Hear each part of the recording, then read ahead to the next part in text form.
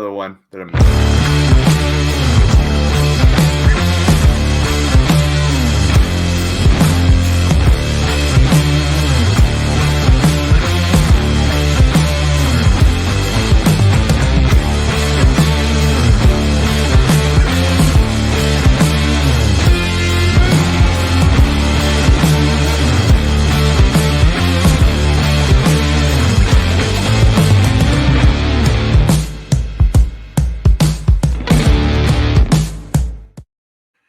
And now for the Rugby Rant episode 203. You've got a couple of high flyers, some shit talkers, some bangers, and well, I wouldn't say we're alcoholics, but we're working on our game. We're working on it. It's a work in progress. Yeah, and you got the hammer, and you've got, of course, well, the Jakl King. You still hold that honor well. And it looks like an MLR exile, if I read that correctly. None other than Rugby Rant veteran Rick Collins. What's going on, my guy? Hey, I gotta represent another exiled club from MLR. I've got my LA jersey on. In fact, this one has got a bunch of signatures from that team, from the championship team. I was going to ask about that. So how many got on there? I think it's about 20. So really? I'm guessing it's going to be most of the, Adam Ashley Cooper and Billy Meeks. And I mean, you look at some of the names on that team, this might actually be worth something. Yeah, that's a stellar jersey. I saw that online and I thought, man, that's a good get, if you will. I wish it was pink. I kind of wanted the pink one that Scott got, but I'll take it. Yeah, for sure. Yeah, I'm a big fan of the signatures on jerseys. You can tell I got a little, Hounds action over there. Nice. I got another Hounds team signed jersey from their opening season. I got Maka's jersey, which is game worn there. Maka signed it for me. Nice. Got a couple others hanging around here and a few in my office. So I'm loving it. I love it. I like that one. I gotta find more space for them. So I'm excited to go tonight. Obviously, I'm the one who's gonna get hot tonight because we don't have Scott, the big guy Ferrara, in the house. Yeah. So fans, you don't know, Scott's a little under the weather tonight. I'm running production and running my mouth. I'll try to do the best I can at the production piece. I'm generally pretty good at the other one running my mouth. Yeah. And to be honest, I was a little late jumping on with Rick because in his honor, I poured myself the second drink I've had since December. Wow. So you did a dry January? Is that right? Yeah, well, I did a dry January and then a little longer because I was laid up in the hospital for a couple days and let my stomach get back on the mend. But I went to the old fashioned. So I've got a nice old fashioned working here. And, I just thought I'd celebrate because my buddy Rick Collins is joining us on the show. And I always like, well, I'm excited. There was an opportunity a few weeks ago. It didn't work out. So I'm glad to be on. We actually can kind of start to talk about what these teams look like this year because we're 3 weeks in. We've had some weird bye weeks going on. And hey, MLR starting early this year, week after the Super Bowl. So it's starting to get exciting. It absolutely is getting exciting. I was really pumped. It's the only thing I had some concerns about was getting out there in SeatGeek Stadium when it was in the middle of February. But it actually, the last 2 games have not been terrible. They've been about as good of weather as you can ask for in Chicago at this time of the year. And well, I'm sure we'll have some rough ones coming up in March, but it'll only get better from here. So I'm excited. And quite frankly, anytime, any weather, as long as there's rugby, I'm good. Facts. Yeah. Well, I'm excited to get going tonight. I know we want to talk about MLR, and then we're going to do a little around the pitch, I believe. Yeah, we're going to get going with around the pitch. So stick with us because the topic for tonight, for those that don't know, is going to be, talking about week 3, right? As Rick said, we're almost a quarter of the way through the season. We'll talk about week 3. the added bonus here is we've got some power rankings out, and at the end, stick around because we're going to kind of evaluate whether these power rankings put out by, is it Rugby Morning? Yeah, whether they're on par or not. So we'll give our evaluation, but that'll come again after a little bit of a round the pitch.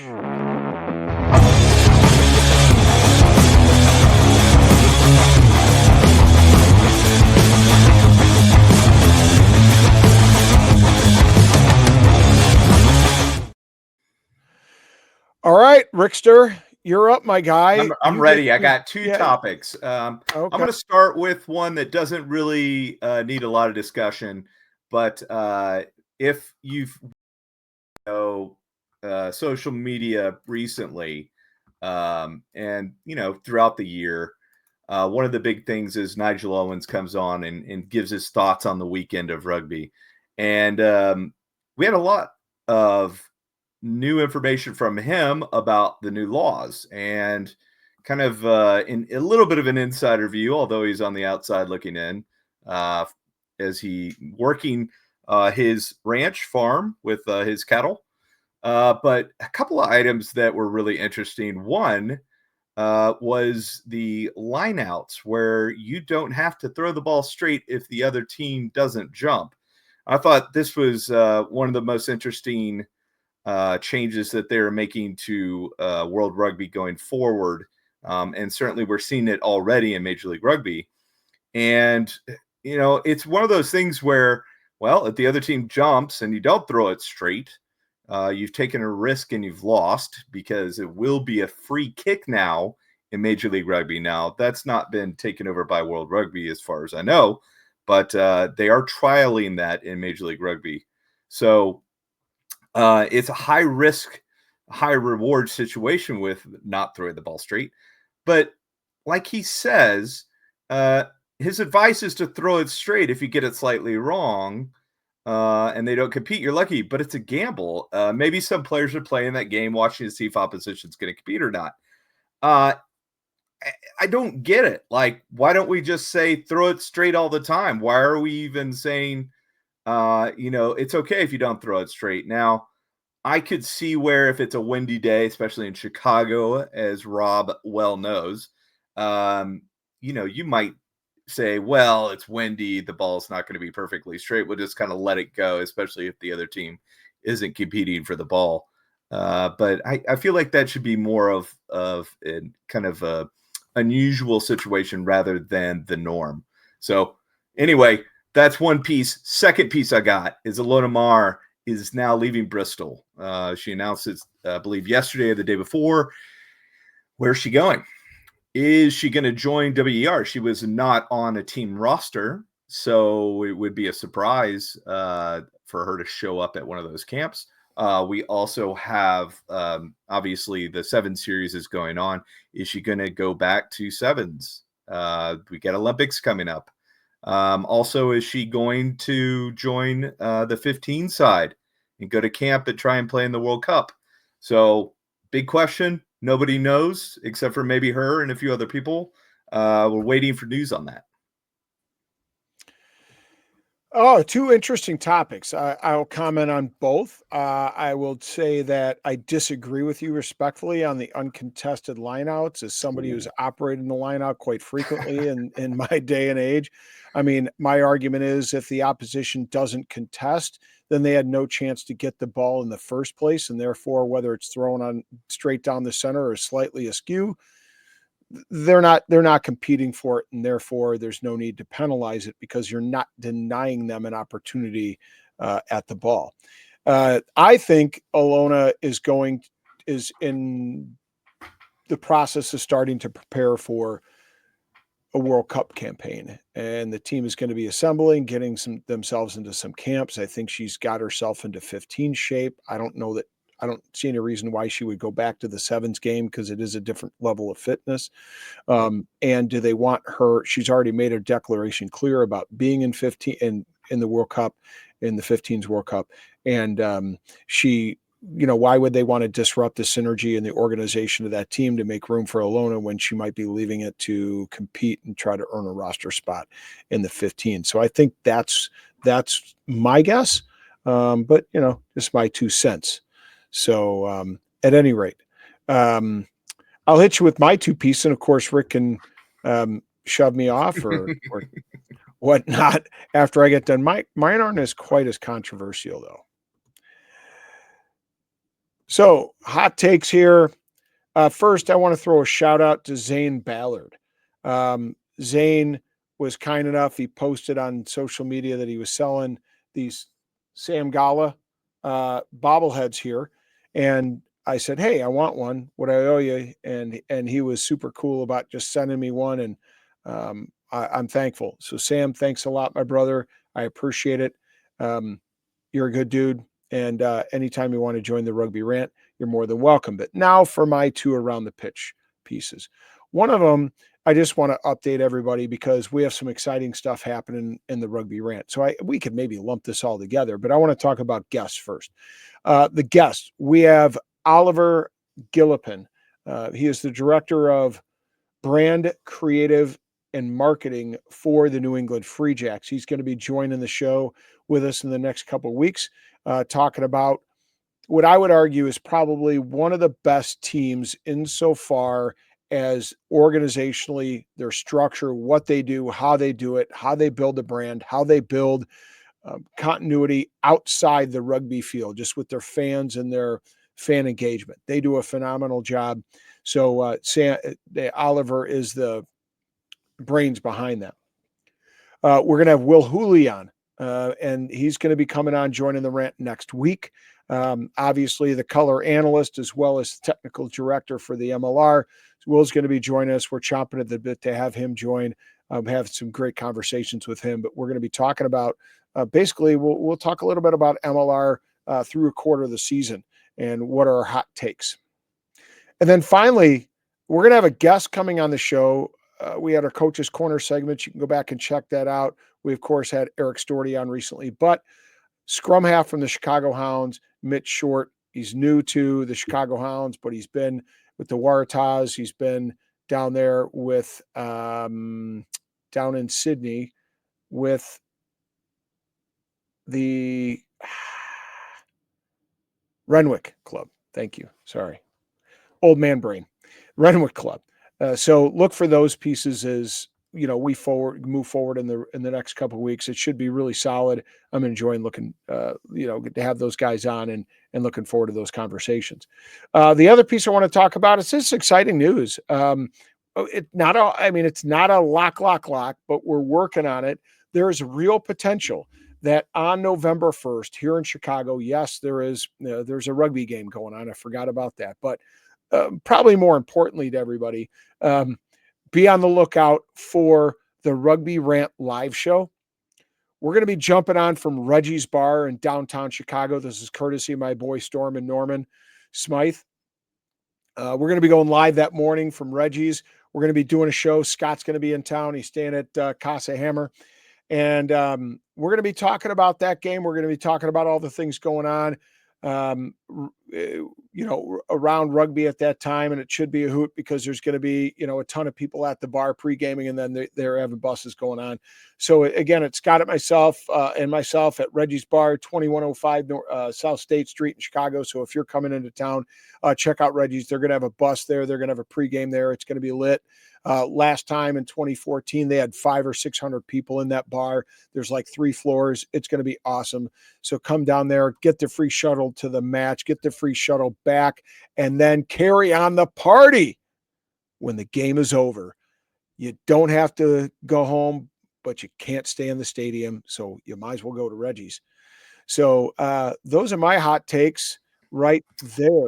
Yeah, I don't have really anything to say against those. I will add that having been to Fort Quincy for a match, it's a phenomenal atmosphere. The fans are nicer than they appear to be on social media. They treated me well. I think I paid for Chris Lindy's talking to you the entire time I was there. They even paid for my dinner after the game, which was literally Really? across the street from the stadium. They had plenty of stuff for kids, even though we didn't have our kids, and easy access to beer, no lines to get a beer. I mean, just really a phenomenal experience. Hey, Obviously, listen, your I've been wife to brought Houston a you. lot. That was enough of kids for the Yeah, day. exactly.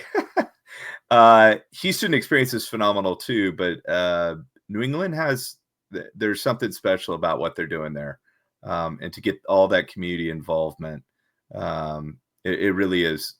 I'm very interested to hear what he has to say, and how none of the rest of the league has figured this out. This magic trick that he's pulling. Hopefully, this is something that can be copied and pasted at least at a couple other places, so that MLR continues to grow the fan base. Yeah, well, I think the secret sauce to Fort Quincy is they've got a community, and they've really engaged with the community, invited them in not just for rugby, but for a lot of other things. And then when there is rugby, it's like, oh yeah, there's a rugby game happening too, and they've created this atmosphere. I also think because it's a town. There's like you said, there's restaurants and bars nearby. It's a whole bonding experience. It's a lot different from a place like Houston, where really the pitch is out in the middle, and I wouldn't say nowhere, but there's not much around it in that regard, Yeah. except for other sports and athletic facilities adjacent to it. So it you know they just haven't developed anything around there quite yet in Houston, but it's already pre-developed right there in New England. The challenge for them will be when, and we do hope it's when the league gets to the point where New England is selling out consistently the 5,000 seat stadium, and they really need to feel the move to bigger digs. What's the plan at the next step? And that's one of the questions that I'm curious about when I talk to Oliver. Love it. So, yeah. So, folks, if we got Julian, we got Oliver Gilpin, and we've got Mitch Short coming on. So, if you want to throw questions to any of those three people, hit me up, throw it on my Facebook, throw it in the comments below, and let us know. I'll take your questions. They better be well crafted and thoughtful, and not bogus questions. But I'll ask them as long as they're legit. So. Yeah, throw us your questions and we'll be ready to rock and roll. But as promised, we're going to be talking about week three in our rant. Yeah. But at first, we got to hear a little word from our sponsors.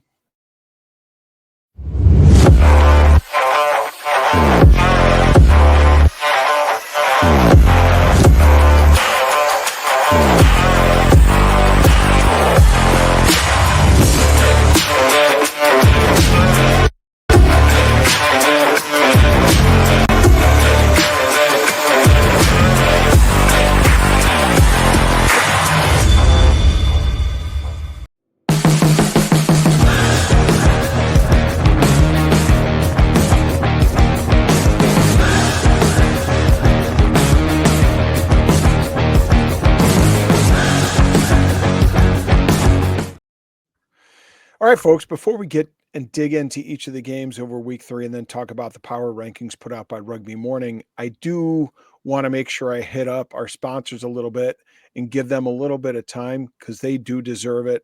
And the big one is Macron. First of all, I want to thank Macron for being the sponsor of Super Brew. They've created a really good product for us in the Rugby Rant gear that is just like the kit that's being worn by all the boys out on the pitch on the respective teams. And not all of those teams are releasing their kit for public consumption. But soon, we will have Rugby Rant gear up, and it's going to be, I've got it's all storyboarded. I've seen all of it. I mean, you got the long coat, you got the windbreakers, you got the drill tops, you got we obviously have the sweatshirts, because that's part of our giveaway as a part of our Super Brew. We got the pants, we've got shorts, we got Bermuda shorts, we got training t-shirts. So it's a backpacks, stocking caps.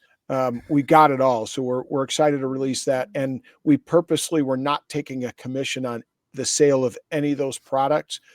We don't care. We'd rather people get a good value if they're interested in wearing the Rugby Rant gear and just wearing our brand. So it's out there. We'll put it out. We'll release it on the MLR Fan Zone and the Rugby Rant page, as well as on all our social media. But check it out. And in that note, I'd like to congratulate Houston Knight right there. Houston Knight. Houston is sporting our hoodie that he won as a result of being the week 1 winner. So Nice. when Rick gets good enough in his Super Brew to actually win a week, he can maybe earn himself Someday. one of these. Yeah. Someday. Yeah. So, yeah, you've done it in the past. I think you could do it again. Yeah. But yeah, and funnily enough, is Houston, I asked him to take this picture, and then he wins week 3.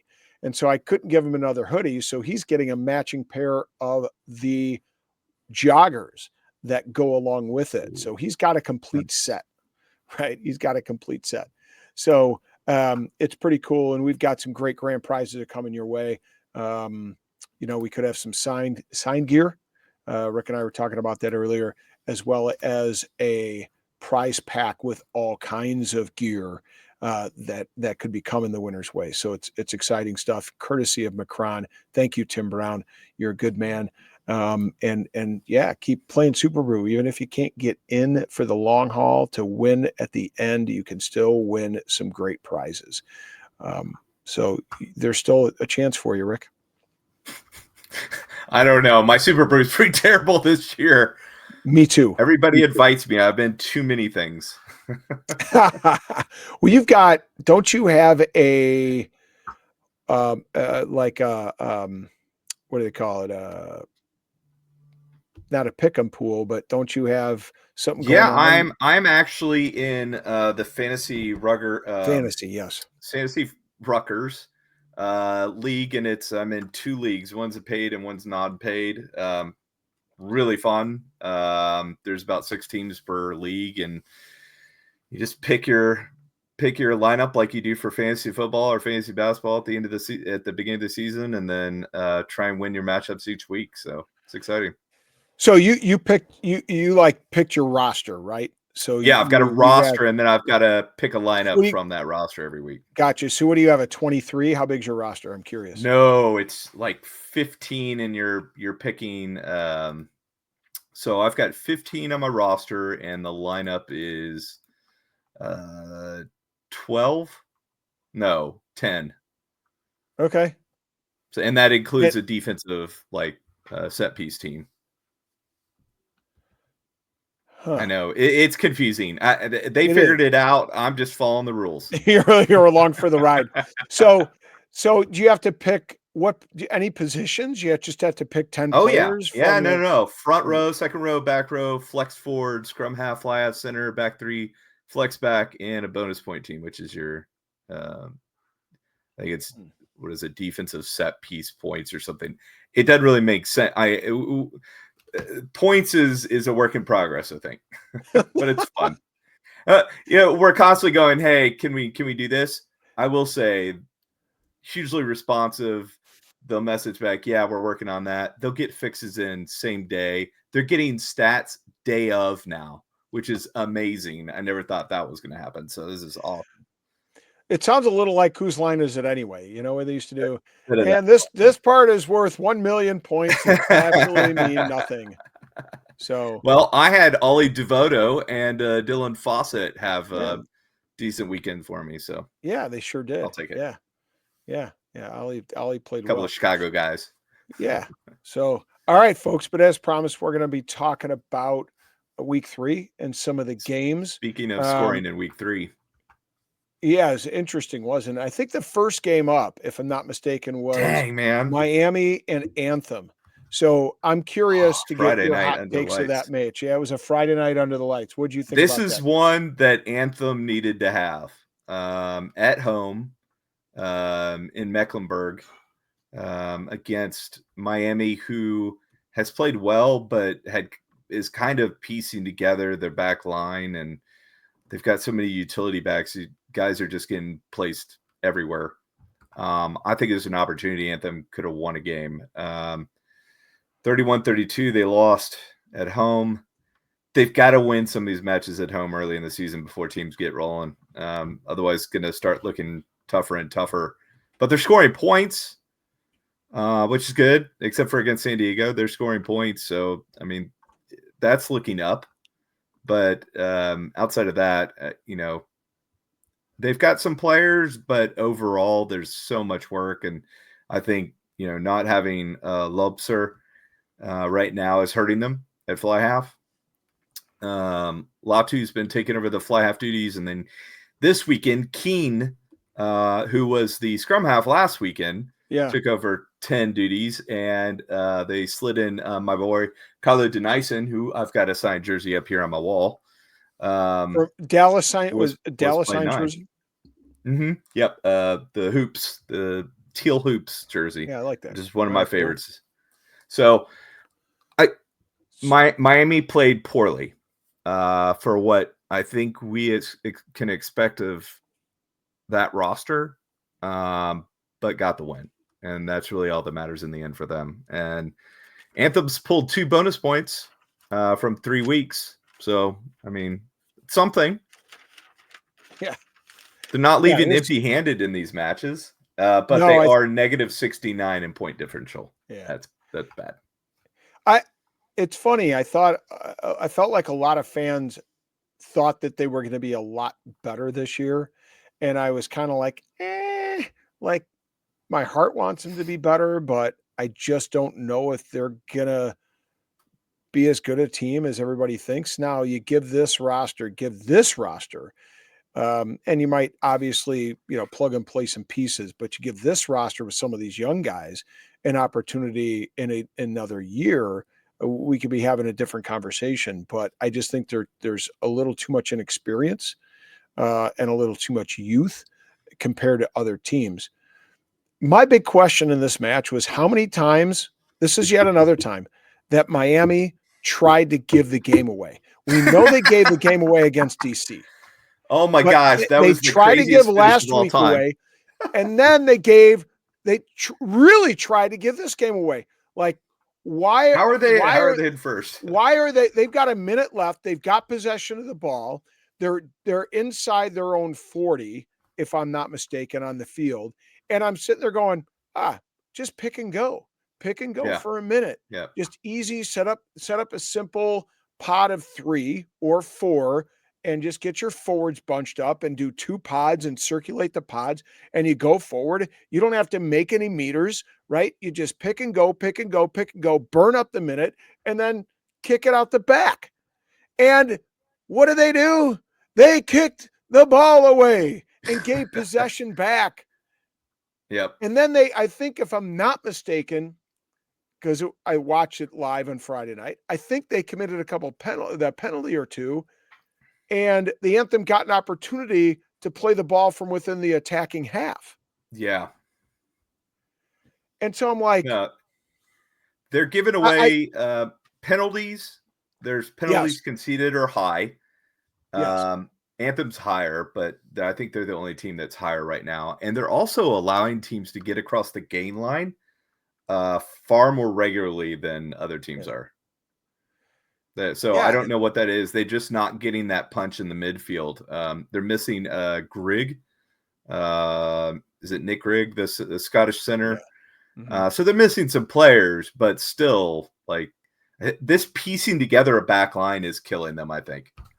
They've got to get that figured out because every week's been a different back line.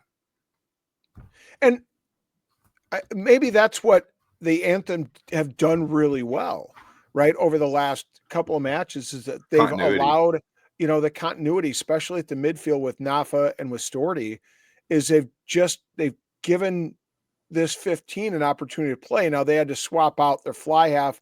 Keene went from 9 to 10 and brought in Denison, as you said. I don't know if that was because of injury or, because of yes, it was because Mitch Wilson was injured. So they figured the best lineup was to move Latu back to his normal back to 15 position. Yeah.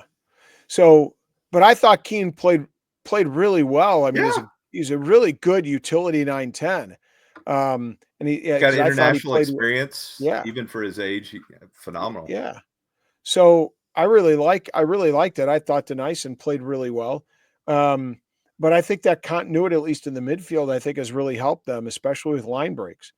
Yeah. Um, what frustrates me about Miami is that, don't get me wrong, I love the flair by which they play, right? It's an exciting brand of rugby. They throw the ball around a little bit, but at Yeah. some point, they have to bring they have to pick their battles and pick their places and times when they're going to do that, you know?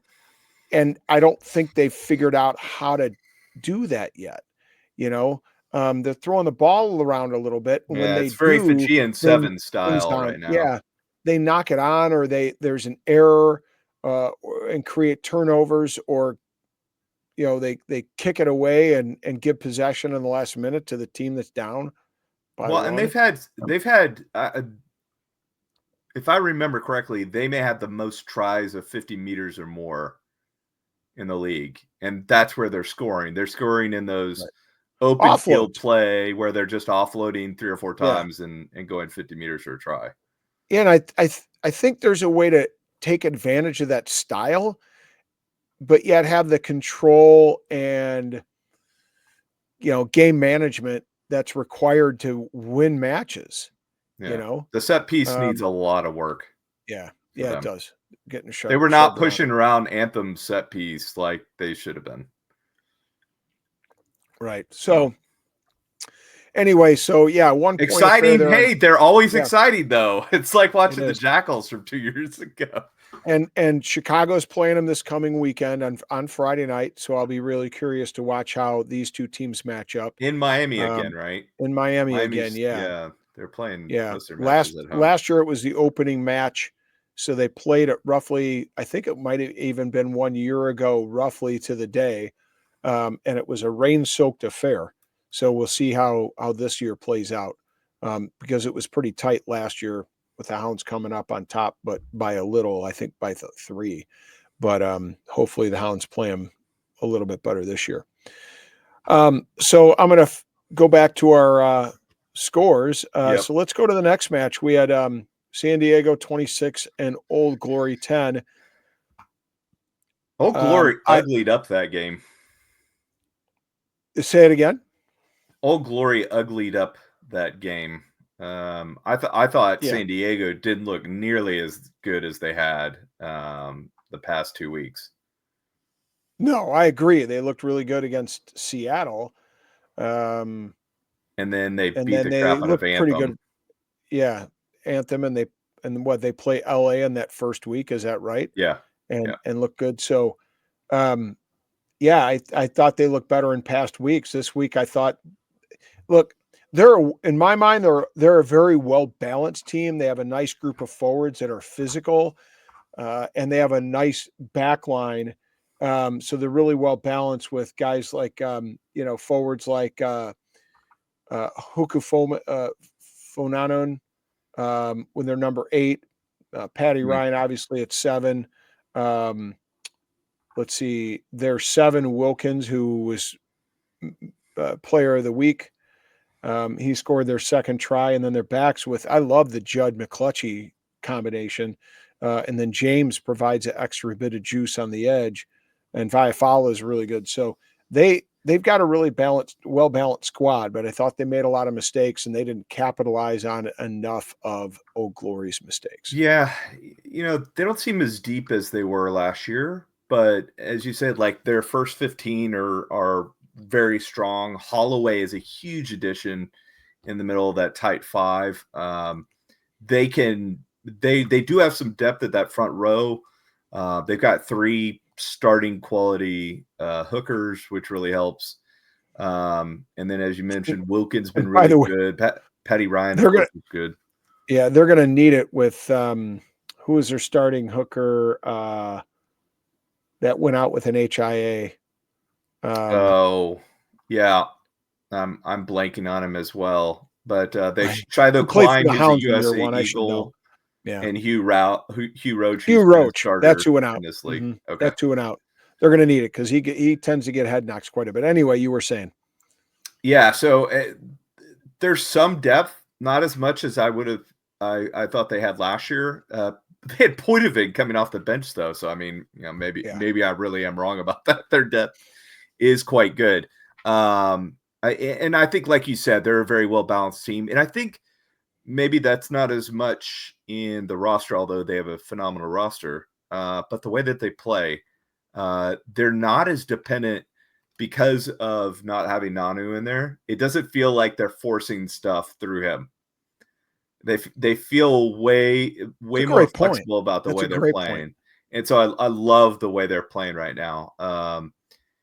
It's not as exciting as in Miami, but the quality of rugby is really high right now for them. Yeah. And they're getting the ball to the edge. Like James had a number of really, really strong He had carries a on the edge. hat trick 2 weeks ago Yeah. against Anthem, so Yeah. they got some So play. And I mean, if you could get an yeah, eagle in there and be at the starting wing, that's right. you're never going to knock that. Obviously, you've got to have some USA and Canadian players in there, and they found a guy who can score on the regular for them. So huge help for their lineup. Yeah, And I obviously they're really 3-0, 77-point right, differential. right. They've gotten all their bonus points. They're leading the Western Conference with 15 points right now.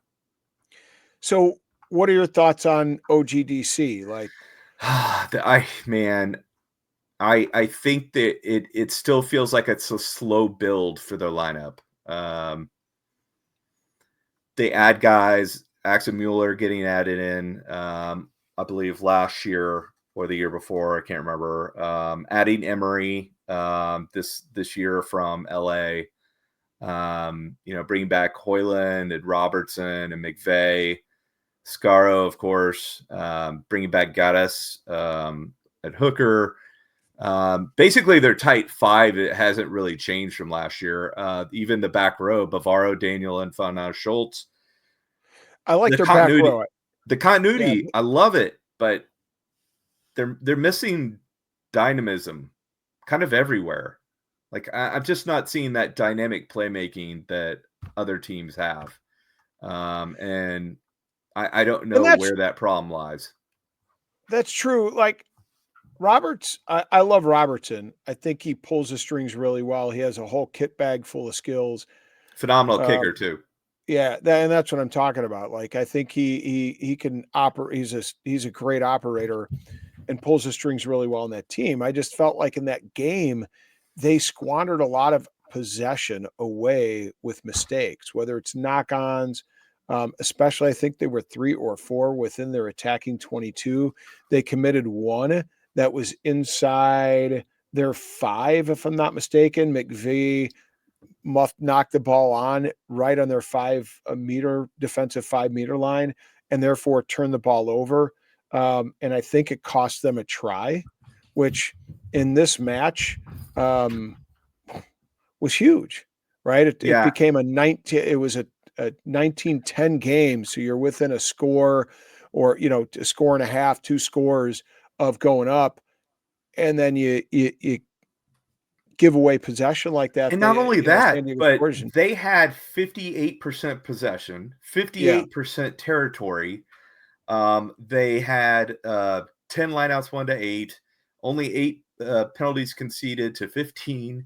right, 129 tackles, 189. Like they led in every category. 396 carrying meters versus 243. They led in right, every category except the one that counts.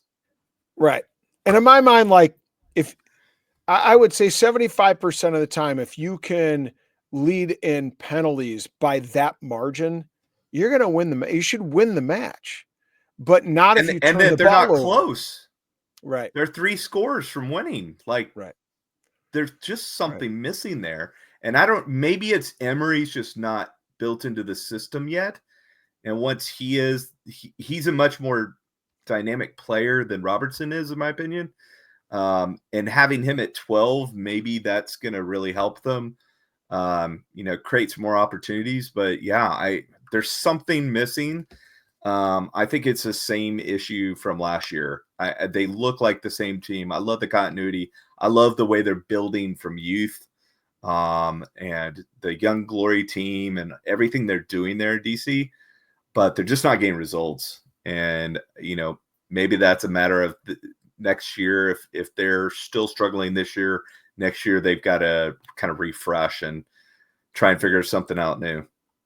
Yeah, they just have to. I think they have to execute. They would be better if they could execute. I saw McVee. Everybody would be better if they could execute. I would be better at my job. True. But it's stuff. It's stuff that you can. I think there's things that are controllable. Like McVee. McVee in the first half, he went for a box kick, and I could have box kicked higher and gave more opportunity for the chase to run on the ball than that. And by no means am I anywhere close to a scrum half. I just, I think there were some execution errors and that they could have corrected. So yeah, we'll see how this next week shapes out for them. Yeah. And by the way, kudos to San Diego. They were super disciplined on defense. Mm-hmm. Like they matched up really well when that ball started to move out wide. For DC, they matched up really well and shut down any potential line breaks. San Diego does all the things that you need to do to win matches at this level. Yeah. And even when they're not playing well, like they didn't play well in this match, and they still won by 16. Right. All right, let's move on here to I'm wearing a NOLA jersey because it's, as of the recording today, it's March 4th, and therefore it is Mardi Gras today. But this was a sad state of affairs. Where did this Utah team come from? Holy cow. Yeah. I think I didn't expect it either. If you took the average American rugby fan who's followed MLR for a few seasons and you gave them every lineup from all the teams, this would be the least known team. They would go, okay, I know him. Not really familiar with him. And wow, they've just come barnstorming after that week 1 bye, and everybody's like, well, that's not really a great time to have a bye. Apparently it was good for them. Holy cow. Really. 2 matches in there. They have a 48-point differential. It's bananas. Yeah, well, what's interesting is on the broadcast, it was pointed out by the broadcast crew, and I'm trying to it was Mike Petrie, who was on the call, and Mike pointed out that they had 5 internationals, capped internationals, sitting on the bench for that match. Yeah. Which was interesting to me. I think NOLA was missing 7 or 8 players because of injury, so that didn't help. You're missing Cam Dolan. The back line. Huge change in the back line for NOLA for this match. Right. Huge changes in the back line. Dorian Jones is out. You bring in Luke Campbell started. He started that match. Luke Campbell was out. Oh, no, it was Ruben DeHaas. And then Damian Stevens off the bench. Yeah. So, Luke Campbell, I think, is a spark. But, I think injuries hurt him in this one. It was a close affair in the first half. I think it was within 1 score. But then I guess it kind of goes to show when you're starting to bring that bench in and you're already lacking in depth because of injury, that drop off is kind of severe. That being this is in Utah, and New Orleans is sort of below sea level, and Utah is way above sea level. Yeah. But, in spite of that, like Cooper Coates I think he's been a rock star in the last 3 weeks. And, in spite of how his team has performed 2 weeks in a row, he's looked really, really good. So hopefully, I think they found their 15, as opposed to, Dougie Fife when he was playing in New England was awesome, electric, but I think he kind of, and you have a chance there to use Carty as a 15 or Baltha as a 15. There are other guys that they could certainly go with, but man, Coates has played phenomenal. So I think he's won that jersey, at least for the time being.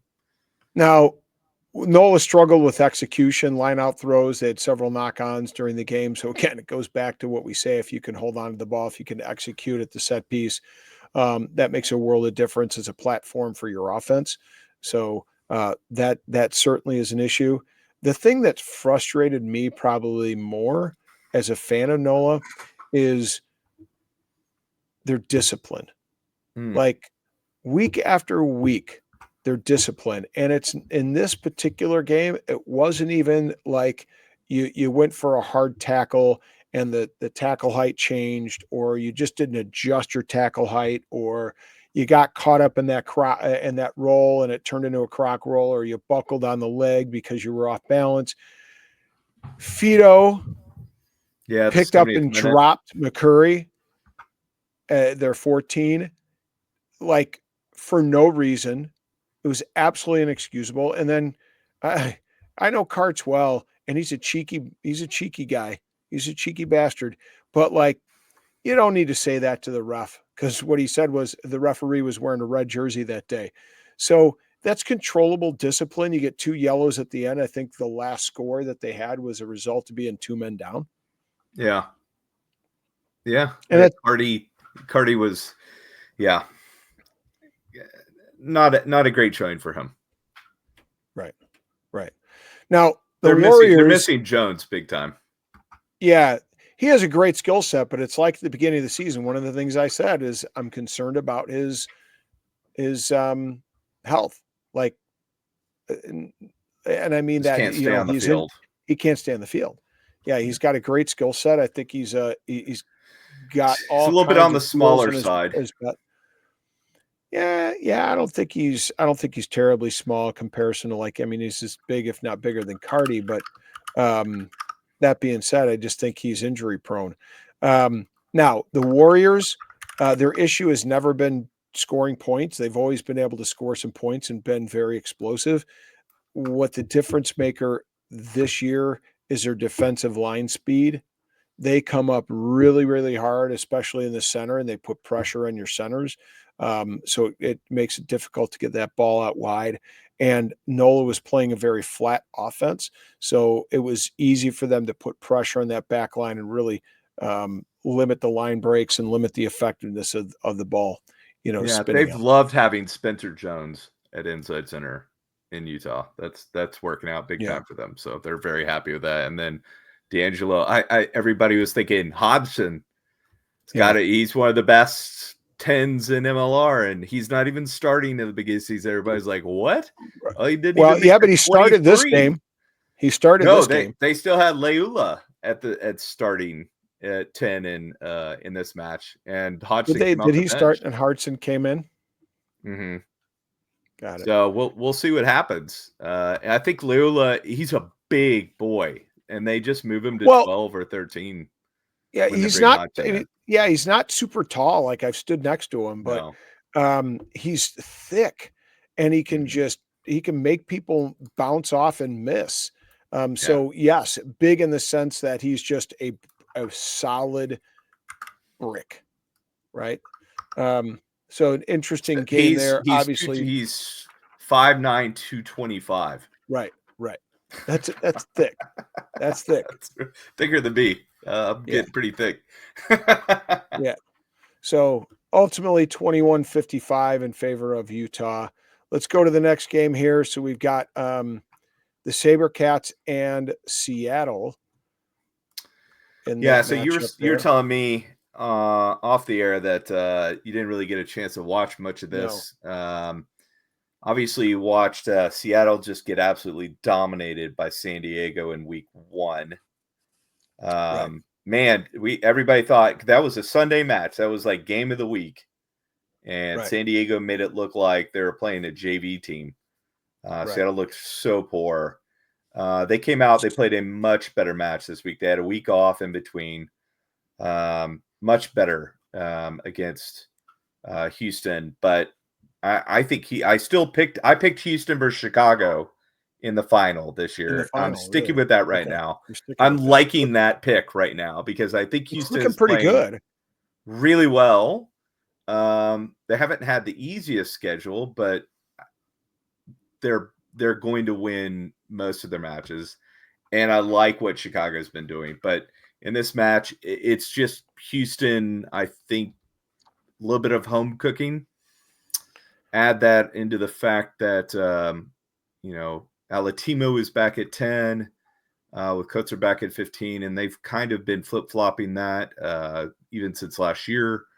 Is that the best combination, you think? Is that the combination, if So it's really Pote had interesting. his choice, he would go with that combination, or you think he would I flip think him he loves having both Valentino of them on 12? the field. He loves having For both of them sure. on the field, Yeah. but defensively, both of them on the field makes a lot of sense. And Pote's, I think, a much more of a defensive-minded coach than an attacking coach, so I think it works for him. But there's a huge spark when Kutzer is playing at 10. Just the attacking mindset, really wherever you put him, but I think he's they have a much more fluid and dynamic offense when he's at 10. But they don't need that. I think with the team that they have, the roster they have, the defense that they've shown since maybe mid-season last year has been pretty dominant. They're going to be one of the top 3 or 4 teams going into the playoffs this year. Okay, so I don't wanna get too far away from this game, but I do wanna ask a question. Is is that one of the best 1-2 punches at the 10 spot in the league, and that you can bring in more of a controlled kicking game with one, and then you've got a burst of flare and flash and energy in the other, and it's that kinda dynamic change that you can bring in to really create some difficulties on the defensive side of the ball for the opposition? So the only other currently playing well combination would be what Utah's got with Mhm. D'Angelo Leula, and with Hodgson coming off the bench, or maybe even Hodgson. I don't know, playing 15. We could see that maybe. That's a phenomenal 1-2 I punch agree. as we've seen right now. That's probably as good as there is in the league. But it's funny because coming into the season, I thought what New Orleans had was going to be super dynamic, especially with some of the other backline players that they added. Having Reese Botha, with having Luke Carty, and then Dorian Jones. I thought all 3 of those guys, they're going to be able to mix and match whatever they want. Right now, without Jones there, they almost look like they're in trouble offensively. So Well, I was Carty's excited a to see good that. Now yeah, I think I'm concerned. yeah, Carty's a good game manager, but I don't know that he has that X factor that, you want at 10 when you need it in a tight game. But Yeah, so going I back to really this like what Houston has, though, and especially okay. the continuity of having that combo from last year going into this season, I think is going to just add for them. And then what they did in the offseason, they brought in a couple of Jakls, um, Tuifua, who was a huge difference maker. I think maybe 1 or 2 in terms of best 8 Mhm. in Major League Rugby last season. Had a phenomenal year, and they brought him in and really just added to their roster from what they had last season, and keeping kind of some continuity, especially in the centers, and then obviously at fly half. They've just got a phenomenal squad. They did not play particularly well. They managed the game well, and with Alatimo pulling the strings, and got themselves a win against the Seattle team that's still struggling to kind of, I think, maybe not figure out the combinations, but getting some continuity going. They're going to need another couple of matches, and they need some home matches. So what are your thoughts in Seattle then, in this match? Yeah, I think they played about as well as you could expect defensively. The offense is still, like I was saying, they need a couple more matches, and they need to get some home cooking before they can kind of figure out, how this offense is going to work. Especially since they're starting over at fly half, and they don't really. I'm not sure they know who their fly half is right now. Iona started the season. Fuch came in and started this last match. I think Fuch is more dynamic. Iona's maybe a better boot. I don't think they're convinced either way. I think Clark's got some work to do on offense, but defensively, This was a much better match than against San Diego. So obviously they worked defense hard after that huge loss to San Diego in week 1. I mean, right now, I mean, granted, it's early in the season, but Seattle and LA tied for 2 points in the Western Conference, and you got Houston and Utah at 10 points. I Keep in still mind that like, even Utah though is a there's a game in hand. 7-point differential between Seattle and LA, I think Seattle's looked much better in LA. I'm worried about LA. LA does. I thought they would come in and be a much better team than they were last year, and I don't think that's happened at all. Yeah. I'm not sure that they have the forward punch that they need to go with that back line. But yeah, the front row especially to me is concerning. They're getting destroyed at the scrum. We'll talk about them and the totality of the league here in the power rankings here in a moment. But let's hit the last game here, and we're talking about the Hounds 36 and the Free Jacks 7. God, I mean, who picked? I got this wrong in Super Brew. You did? I picked it right.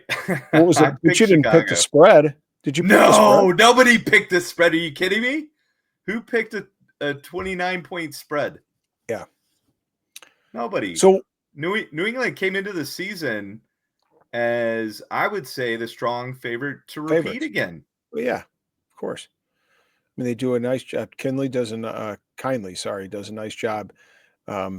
Developing the roster. They're really smart about how they put their roster together, and they're looking for a certain type of player, and they usually get it. And they added Jero Gomez Vera. Gomez Vera.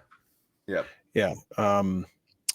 It's just an excellent player in my mind. And you got player of the year or back of the year, player of the year, whichever it was, and Wayne Vanderbank. And you got a great LaRue Milan is his midfield pairing, and Potty and Poland's back. And, you got one of probably the best back row, I think, in the league. Yeah. Especially because Conradi, the 2023 Conradi, and Vara forward of the year in 2023 was on the bench in the first game or first 2 games. So, yep. What are your, now I was field level for this one. What were your thoughts on this game? It was a little, I saw this a little differently just because I wasn't able to kind of get that. I don't think it was as big of a, at the end I looked at the scoreboard and I thought New England played better than the score showed. And I think that's part of it being the possession. It was almost 50-50. The difference really was penalties conceded. Chicago only 6. Yes. Chicago is one of the most disciplined teams in the league, and that's been hugely advantage for them. Here's the thing. I think Chicago going into that game with 2 games had 19 penalties against them. So it's 8 penalties a game. New England with 1 game had 15 penalties alone. Yeah. And then 14 in this one. And then they committed 14 in this one. And also the other big item I looked at, kicking meters.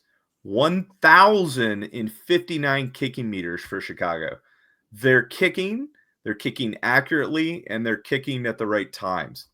That's going to be huge for them. And Carlson at 10, I mean, that's what you're going to get because that's the way he plays. And if you've got a roster and you've got a game plan that works with that, then you can win with Carlson at 10. I don't think he's one of the best. He may be in the top half of fly halves in the league, maybe. Well, and I'm wondering, again, not to get too far away from this game, but we saw Swile play in the first game, and he's been injured with a hamstring. I'll be interested to see if he gets himself back into that lineup when he returns to form. But in this particular game, I think penalties were key. I thought Chicago really took advantage, at least. I mean, it was a tight score. It was, I think, 15-0 at half, and then Chicago kind of opened it up in the second half. It wasn't until, I believe, a yellow card allowed for New England to play the ball a bit and score the lone try that they scored. 75th minute. Right. So defense. Their defense was, and their defense was great. They allowed a lot of carry meters. it's defense when it matters is what Right, what inside Chicago's that. doing. Well, and I think Noah Brown changed the complexion of the game with 2 try-saving tackles. One of them was that punch out that Mm-hmm. saved a try, Yeah. and then he saved one in the second half. I mean, and then he scored one himself with a cheeky little, he kinda snuck Oh, he through, picked the little pick and go where yeah, a little pick everybody and go, yeah. didn't know where the ball was. Um so for me, does that change the complexion of the game if New England gets that try and now cuts that halftime, at half, they've cut that lead in half or close to at half, and it really changed the complexion of the game. I just never thought because of the penalties in part that New England could ever get on top of that or get that No. scoreboard rolling for themselves. No, really, really bad match for them. Other than possession and good carry meters, there wasn't a whole lot to take from this for them. They've got a lot of work to do when they go back home. And they shut down Vanderbank. The Hounds shut down a guy who typically is Just very dangerous. crazy. Well, and Devoto and Campbell as a pairing in the centers are very Right, physical guys. So that's right, uh, it's going to take a Polisike type player to to punch through that wall. right, right. Now that's a So great point. I love the roster Chicago has put together. They've got depth. They've got players that can kind of move around a little bit. I think They gotta they're I mean, they built on last year. They had a really good pack, both in the scrum and the line out, and they've kind of retained that physicality that they had last yeah year. Their line out is rock solid. I tell you what, James Scott, he was for me, he was probably I didn't pay. I mean, like I know of him, I knew him. I paid a little bit of attention to him, but he was overshadowed by the fridge. Um, but I tell you what, this year without George Merrick, fridge, um, James Scott has stepped it up, man, at the second row. Like he has yeah grabbed some serious lineup ball and he's stolen some serious lineup ball. So I really think they have some nice combinations. And like a guy like Brad Tucker, who's now, a really good guy coming in reserve is going to come back, from injury. Um, and they're a it's gonna be dangerous, hard they're a for him to get dangerous some team. minutes. Yeah, you bet. And then their ability, like, how about the fucking Gones or Ganas, I should say. Excuse me, it's the old fashioned talking. The Ganas to take a guy like Noah Flesh, who's a forward, he's a loose forward, Yeah, and move him to wing because of some injuries that were unexpected. You kind of rotate that lineup around, and it wasn't like in the last couple of minutes. It was like you could probably check because you got the stats here, but I want to say like 56. So they played a good 25 to 30 minutes with Noah Flesh at the wing because yes, they didn't have any other options. And he still was athletic and fast enough to really play and tactically aware to play that wing position pretty well in a pinch. yeah. No, they're doing a phenomenal job there. I love that's why I've got Chicago in there against Houston in the championship game. For me, is I love the rosters and I love the way they're playing, the consistency and defense. Obviously, both teams playing really, really good defense right now. Yeah. All right. So Defense let's get wins championships, folks. defenseman does win championships. You're right. So let's in the last couple of minutes here get to Yeah, the power rankings here, and we'll leave this up just so we can talk about it, Rick. absolutely. Um, thoughts here? Anything stick out as to something that you would adjust or change? I mean, this is obviously one group's opinion, a respected group. Rugby Morning is very respectable, but do we have any issues with anything here? I think New England should be below Utah. Even though Utah's only played 2 matches and had a bye week in the first, and I guess New England actually technically has only played 2 matches now as well. I think Utah's playing better rugby than New England, um, and I don't think it's the competition. Utah is going to look good against anybody right now, and there are concerns about New England after this loss to Chicago because I don't think Chicago is bulletproof. I think there's No. still going to be some holes for Chicago and things to work out. But I think Utah should be above New England. I think Miami's a little too high. A 1-point win against Anthem to me is like you survived that and then you lost to Old Glory on a terrible like I'm not convinced of them at all. So I'd actually have probably Seattle and NOLA Right. up above Old Glory and Miami right now. Well, I would agree with Seattle. It's hard for me to justify putting Miami below NOLA given the fact that they beat NOLA. Of course, they beat them in their house, so that might make a little bit of a difference, but I agree with you. I mean, on 3 occasions, they tried to give away the game, and in one of those cases, they did give it away, Yeah. you know, and that was to Old Glory. So I think I would probably shift Miami as well, perhaps put Seattle where, at 6 and maybe, Miami at 7, Old Glory 7 at or 8, 8. something like that. Yeah, Yeah. yeah, agree with that. No, Agree with and that. I think you put Miami at 6 because they're leading the East. But I think right now the East it's kind of up for grabs. I think it's going to end up being Chicago and New England at some point. I mean, that But doesn't it make this weekend's game between Chicago and Miami really one to watch? it's the number one match to watch. It'll be Okay. Friday night, I believe, right? Yeah. Yeah, it's been In flexed. Miami. I say flexed like it's an NFL term, but they've moved it to Friday, yeah. So Friday night lights. That'll be an exciting match. We know what Miami's capable of doing offensively. It's going to be can they match Chicago's defensive intensity? And then the kicking game. I think the kicking game is going to be what decides this match, and not Interesting. necessarily just for posts. I think it's going to be kicking in No, the loose, tactical. kicking to tactical kicking. That's Yeah. going to be where this game is won. Yeah, interesting. Michael Hand, who had a really good first half, came out with an injury. I'll be interested to see. I'll reach out to Handy and see how he's feeling because I thought in the first half he played a really nice game at the 15 spot.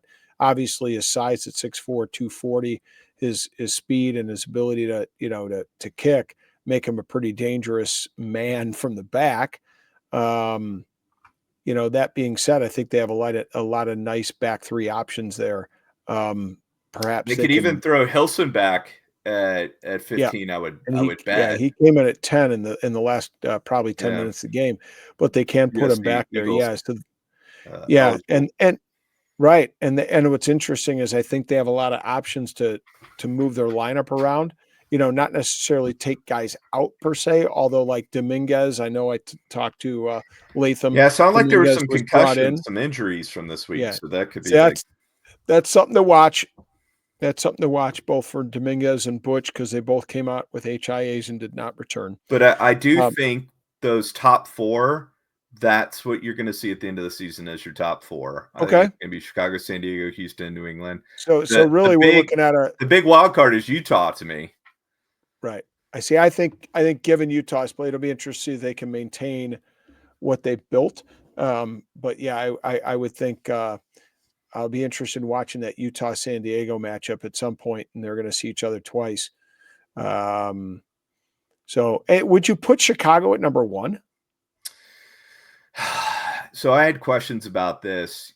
They've got a loss Right. versus San Diego, who's undefeated, and And it's not really technically a good Utah. loss, by the way. It's not like No, a 2 or 3 point loss. I mean, no. they got beat by, 2 scores.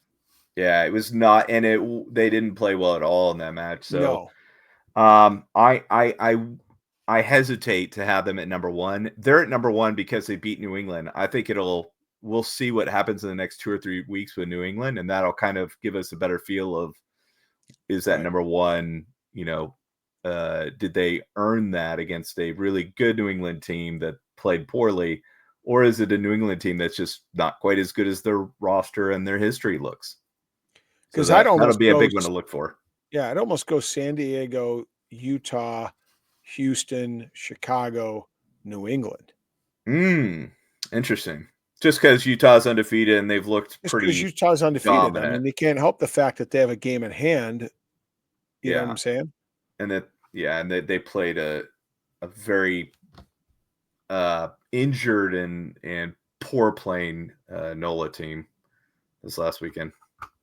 Right. I mean, So you play what you got in front of you, as you say. Right, exactly. So what do we got on tap? You probably have. Do you have it in front of you as far as what games are going? I I forgot do. to bring the graphic to So the we have the Friday screen. night lights, Miami, Chicago at Miami. Okay, We've got Anthem at Old Glory DC at the new Maryland Soccerplex on Saturday, 3 o'clock. 4 o'clock, Houston is traveling to Zions Bank Stadium to play Utah. Um, New England versus Seattle Saturday night. I think that's going to be a big one as that's in well. Seattle, isn't it? In Seattle, so they're going to get home cooking. New England's going to be desperate to get a win after that loss against bad loss against Chicago. I think that's going to be a great match. And then we get Saturday at 10 also. We get ROCLA traveling to Torero to play San Diego. And Okay. that's your weekend. I just think San All Diego's right. going So to let's absolutely go through our blow picks away then, Rick. Let's ROCLA. go through our picks. Friday night, Okay. Miami versus Chicago. Who you picking? What's the spread? I got Chicago by 5. Okay. I actually think Miami plays well at home. They obviously did not play well on the road against Anthem, but I think at home they play well. They have a good crowd, good atmosphere there, and I think Chicago playing away from home on the road on a short week is going to be tough. They've got some injuries that probably won't be overcome, HIAs from this last weekend. So I think it's going to be a tight game. I still think Chicago is by far the better team of the two, but Miami could certainly run around. So I've got Chicago by 5 in this one. Okay. OG and Anthem. I think Old Glory is going to win. I don't think it's going to be as convincing as some might think. I think it'll be probably, I'll go 10. Okay. Utah, Houston at Utah. Houston by 2. I don't think Utah's going to put up 30 points in this. I think it's going to be somewhere in the like 27, 24, but I'll take Houston by 2 away. Okay. Seattle and New England. I'm going to go Seattle. I think New England's going to struggle to come back, especially on the road. Seattle's first home match. I'll take Seattle at home by 5. Okay. And that might be too much, but okay. San Diego and LA. I think it's going to be San Diego by about 20. I think I picked them for 19 points to win by 19. I think they're just going to dominate RSCLA. And I think a lot of it's going to come late. I think San Diego is going to beat them up early, be somewhere around a 10-point lead at halftime, and then they're just going to kind of run away with it in the second half. Okay. So what's your lock of the week out of that lot? San Diego. Oh my God. San Diego at home. I think it's going to be almost unbeatable this season. Really? Yeah. Yeah. I'm not buying that stock. What's your lock of the week? Hammer. So let me go over my matches. Let's hear so I'm picking Chicago by 7. You talked me down from 10. Because I think you're right. I think Miami will play better in their own stadium. I'm going Old Glory by 12. Okay. All right. Then I'm going Utah. I'm going Utah by 5 over Houston. Yeah. I'm going Seattle over New England. I'm hesitant on that one because I'm still thinking New England. Yeah, I'm going by 5. They just had a bad match. Yeah. Yeah, I don't know. I think Ryan's trying to put in a little bit of a new system and new tactics, and it's going to take a while for that to build the continuity that they need. And then in attack. And then San Diego, I'm calling by 8. And my lock of the week is Chicago. Okay. So that's my lock of the week, folks. All right. I wonder how many times we're going to hear Chicago or New Orleans as a lock of the week this year from you. I tell you what, I didn't pick those signs behind your head say Homer will come. I'm not sure I picked either one last week. Wow. All right. I don't think I picked either one. Yeah, I thought New England would be much better in that match, Okay. and who What did you have as your lock of the week last Utah? week? Did you have Utah over NOLA? No, I forgot who. I wish I kept. I keep notes, but I can never remember. I have about 3 or 4 pads that I keep them on. And Hey, last but not least, uh-huh. we have not seen a poor weather game yet, despite the early start to the season, which has been wonderful. Seems like most of the matches have been pretty good weather. There's been rain, but fans are showing up. Yeah. That's good. Do we get that on Miami this week? Do we get bucket? We're bucket gonna full get of rain? thunderstorms. We're gonna get thunderstorms in Miami. That may make the difference in the game. That may be the That biggest may. player in that You, match. you might be right. You might be right. Especially when kicking's going to be so important and it's Right. going to be pouring Right. rain. I'll bet you're right. Right. But in my mind, that plays to the benefit of Chicago.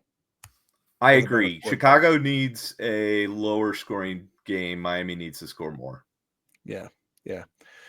So yeah, that's what I'm going with. But folks, I think we played this one pretty good. We're up and over an hour. Rick and I get to gabbing and we can't stop. I hope if you stayed with us, thank you. Congratulations. Hopefully you're still awake. But let us know what you think. You can tell us we're shit. You can tell us we were spot on, or you can just heckle us for the sake of heckling us.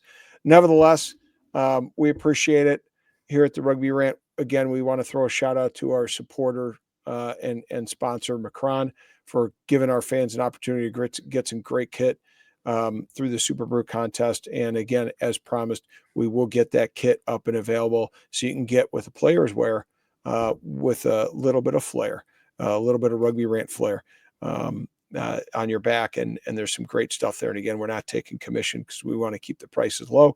So you get some good Macron kit on your back and protect you from the elements early on, whether it's raining in Miami or whether it's snow in Chicago or New England, you'll be protected with Macron. So nevertheless, Rick, I appreciate it, my brother. It's always good to have you on. A lot of fun as always. And with that, folks, we will see you at the next.